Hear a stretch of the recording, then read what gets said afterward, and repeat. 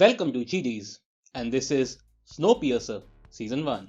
After the war, and because of the rising temperatures, scientists tried to cool the Earth, but it backfired, and the Earth started freezing to the core.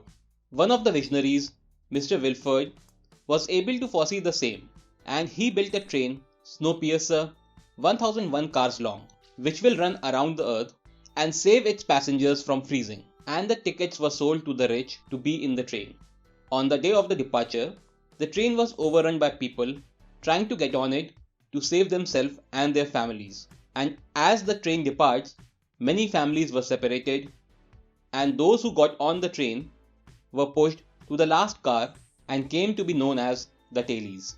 As time moves on, 6 years have passed, and the tailies have come up with a plan to take over the train as they are frustrated with ever-shortening food supply and unbearable living conditions. Andrew Layton, a former detective, wants them to wait, and he lets them know that they can only succeed if they have connections and receive help from the other side. And he makes them remember that the revolt in the third year cost them the lives of 65 people, and in addition, 13 people lost their arms. But with food supplies being reduced again, everyone is impatient and they have decided to strike. On the other hand, we also get to see the first class of the train, where people are living life of luxury, with Melanie being in charge of hospitality as well as the voice of the train. The next day, on the time of delivery of the food, the tailies are ready to strike, but before they could, Ruth, the second in command to Melanie, calls out for Layton, and they take him to the front of the train. Layton is taken to Roche, the head of security for the train, and he lets him know that there has been a murder on the train, and him being a former detective, they want his help to find the murderer. In addition, they also inform him that there has been a murder with a similar MO 2 years back, for which they put someone in sleep, and now know that she is not responsible and thus are waking her back.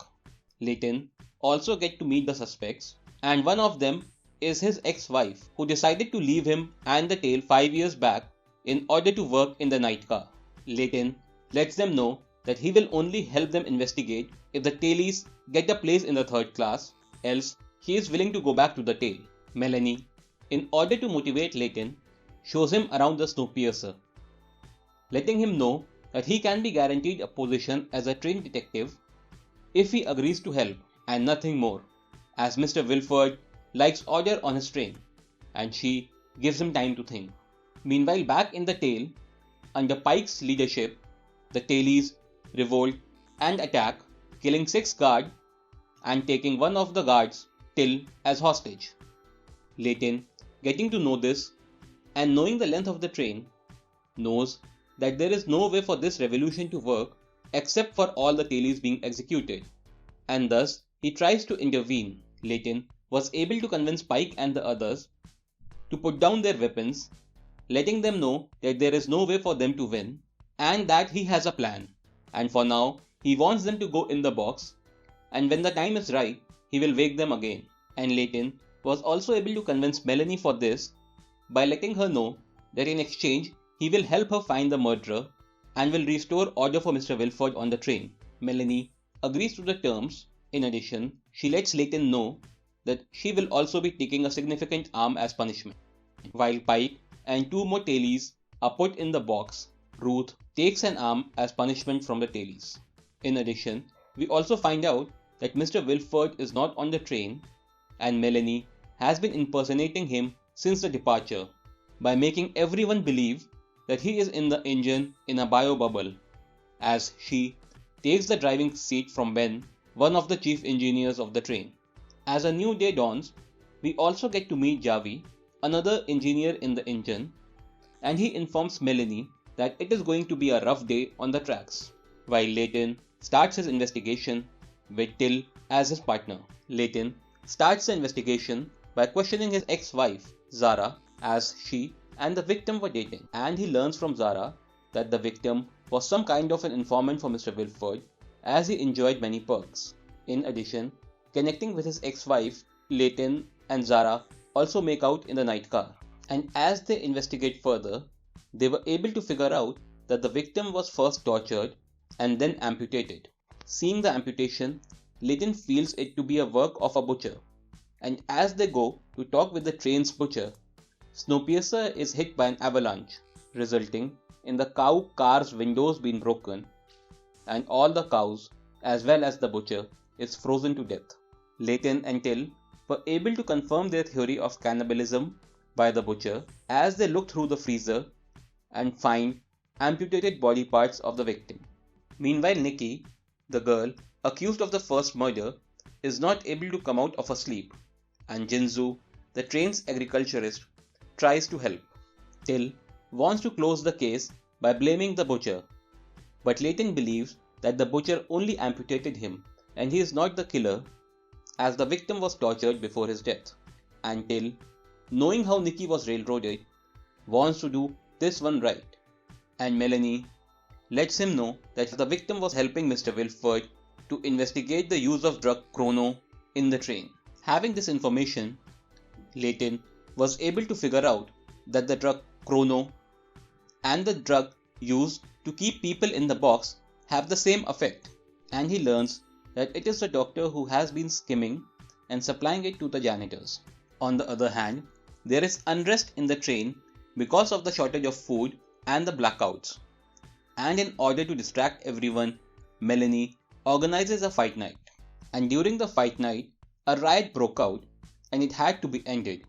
And Leighton used this time to arrange for a meeting with the leader of the janitors, Terence, as he is the main in charge for chrono supply. And in exchange for keeping his identity a secret, Leighton wanted to know from him who is the murderer, and Terence gives him a description of the man. In addition, Leighton also exchanges his wedding ring for an implant which will grant access to the entire train. While back from the tail, kids are selected to start studying to be future engineers. And among them is Miles, whose parents were left behind and he was taken care by Leighton and Josie. Leighton lets Melanie know that he knows who the killer is and will only give that information once he is able to see Josie. And as he visits Josie, he kisses her and gives her the implant for the door. Leighton lets Melanie know that the killer is from the first, but before they could look for him, he has killed Nikki, being afraid that she might recognize him. And with the borders being closed because of the riot, they now know that the killer from first is trapped in the third as the guards begin a manhunt. Leighton also talks with Audrey, the in charge of the night car, as Nikki used to work for her, and he convinces her to be a part of the revolution with the tail by letting her know that the killer is from the first and that he might never be punished, while Melanie assures her that despite the killer being from first, Mr. Wilford will make sure that justice is served. As Melanie takes Leighton to the first in order to investigate, Leighton was able to figure out that the killer is the bodyguard of the Folger family, and further, talking with the Folger family, Leighton was able to find out that Eric, the bodyguard, was just following orders and that their daughter LJ is the main mastermind.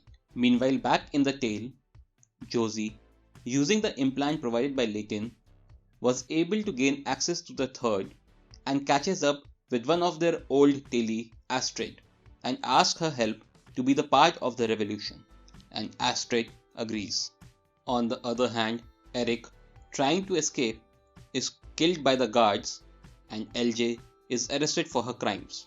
During the investigation, Leighton was also able to figure out that Mr. Wilford is not in charge, and indeed it is Melanie who is in control, and Melanie, knowing that Leighton has figured this out, drugs him and puts him in the drawer as Astrid informs the tale that Leighton is missing.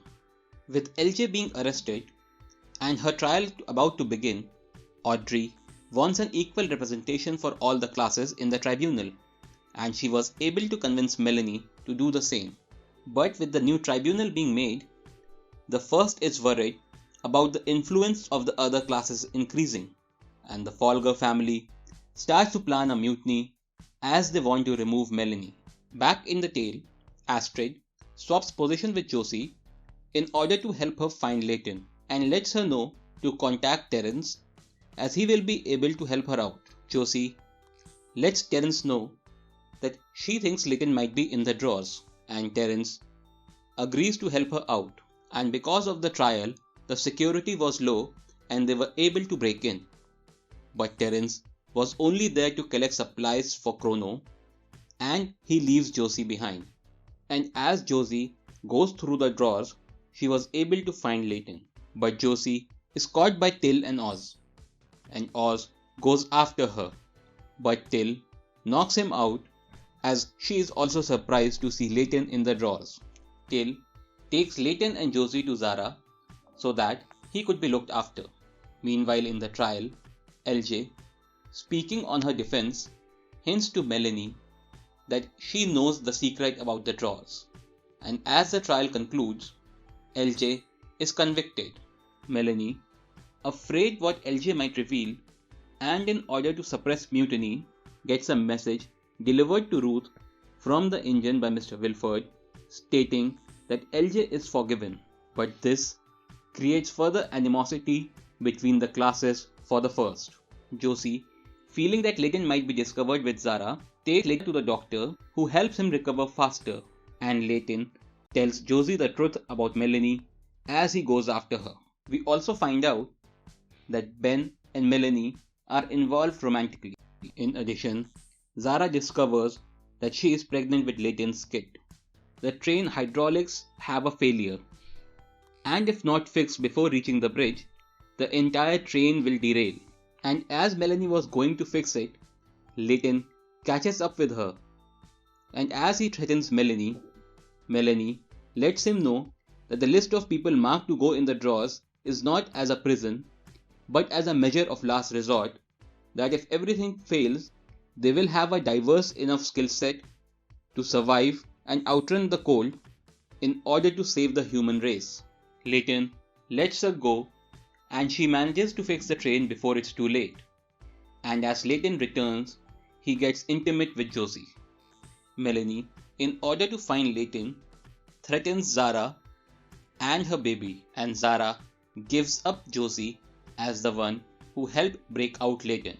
Meanwhile in the first, the Folger family are quite upset with Melanie and are planning their own revolt, with Captain Grey by their side, and they try to recruit Ruth for the same. While in the third, Layton, with help of Audrey, has gathered various leaders and let them know the truth about Melanie, and he wants to bring a change and end the class divide for everyone, and wants them to join him in the revolution. While Melanie, interrogating Josie, gets quite ruthless and freezes her finger, though it's difficult for her, but Josie doesn't break. And as Melanie returns, Josie attacks her, but Melanie was able to survive while Josie is frozen. Till informs Layton about Josie, and he is devastated. And in order to weaken Melanie further, he informs LJ about Melanie's secret.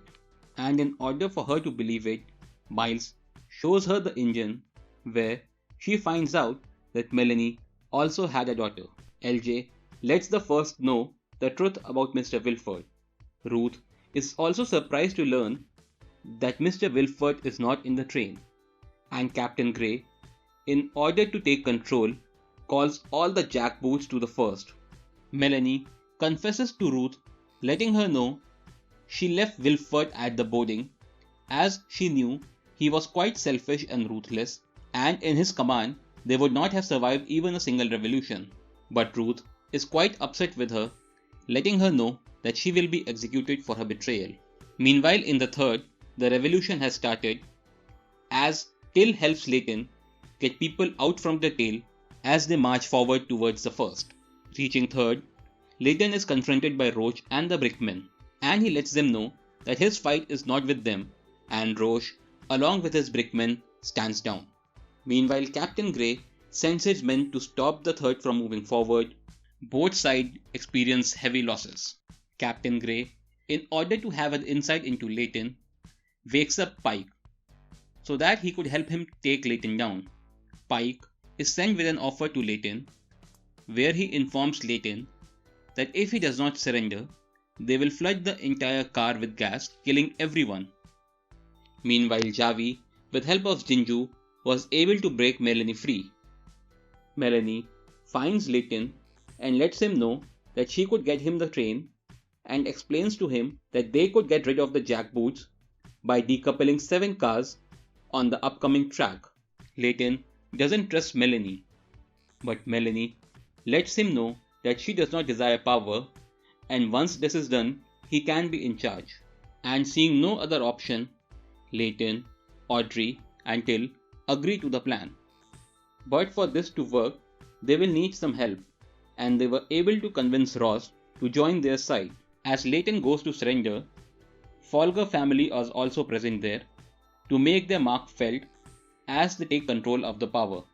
Layton, with the help of tailies from the drawers, and Rosh, is able to subdue Commander Gray, while Melanie disconnects the car from behind. Layton had to make a difficult choice of disconnecting the car, sending few of his own people to death. The 7 cars are separated and sent on a different track while the rest of the train reconnects. In the aftermath of the revolution, Melanie officially hands over the control of Snowpiercer to Layton, who plans to set up a democratic government. While Melanie goes to the night car to grieve for her daughter for the first time, as she could not make it to the Snowpiercer. The tailies go wild enjoying their new freedom, with Pike taking over Folger's compartment, and LJ is forced out as she bonds with Oz in the third. As Snowpiercer approaches Chicago, the engine picks up a mysterious signal, suggesting possible survivors, and as they slow down to look, the signal turns out to be coming from Big Alice, a supply train running on the prototype of the Eternal engine, which is 40 cars long. Melanie fears that the train is being run by Mr. Wilford and tries to escape, but Big Alice clamps onto the Snowpiercer and begins taking control of it. Melanie heads out in order to cut the uplink, but before she could do so, she is thrown from the train as Big Alice brings it to a sudden stop in the middle of Chicago.